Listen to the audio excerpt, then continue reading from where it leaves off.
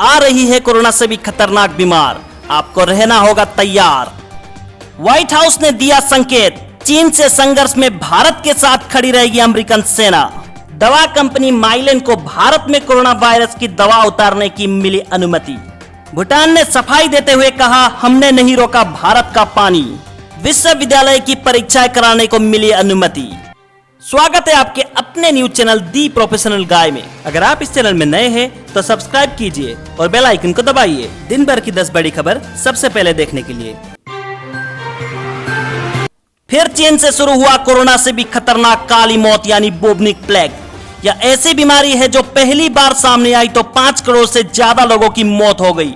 दूसरी बार बीमारी फैली तो यूरोप की 1/3 आबादी ही खत्म हो गई और तीसरी बार इस बीमारी का प्रकोप कम हुआ तब भी 1 लाख लोगों की जान गई थी। अब एक बार फिर चीन से ही काली मौत यानी बुबनिक प्लेग के 2 मरीज सामने आने के बाद चीन में 3rd स्टेज अलर्ट जारी कर दिया है। व्हाइट हाउस के एक शीर्ष अधिकारी ने सोमवार को कहा कि अमेरिका सेना भारत और चीन के बीच या कहीं और भी संघर्ष के संबंध में उसके साथ मजबूती से खड़ी होंगी। व्हाइट हाउस के chief of staff mark meadows ने एक सवाल के जवाब में फॉक्स न्यूज को बताया, संदेश स्पष्ट है, हम खड़े होकर चीन को या किसी और को सबसे शक्तिशाली या प्रभावी होने के संदर्भ में कमान नहीं थामने दे सकते, फिर चाहे वह उस क्षेत्र में हो या यहाँ। दवा कंपनी माइलेन एनबी को भारतीय दवा नियंत्रक से घरेलू बाजार में रेमडेसिविर उतारने विनिर्माण की अनुमति मिल गई है। कंपनी ने सोमवार को जानकारी दी थी, इस दवा को कोविड-19 के सीमित आपात इलाज में प्रयोग करने की इजाजत होगी। कंपनी ने एक बयान में कहा कि प्रत्येक 100 मिलीग्राम सीसी की कीमत 4800 रुपए होगी।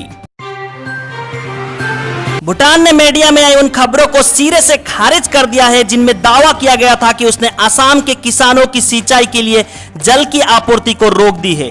भूटान ने इन खबरों को पूरी तरह बेबुनियाद बताया और कहा कि यह भारत के साथ गलतफहमी पैदा करने का निहित स्वार्थों द्वारा किया गया सोचा समझा प्रयास है।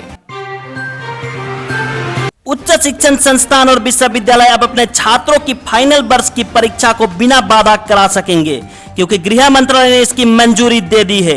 गृह मंत्रालय की तरफ से दी गई जानकारी के मुताबिक यूजीसी के नियम शिक्षण सत्र के अंत में अंतिम वर्ष की परीक्षा आयोजित करने की निर्देश देती है।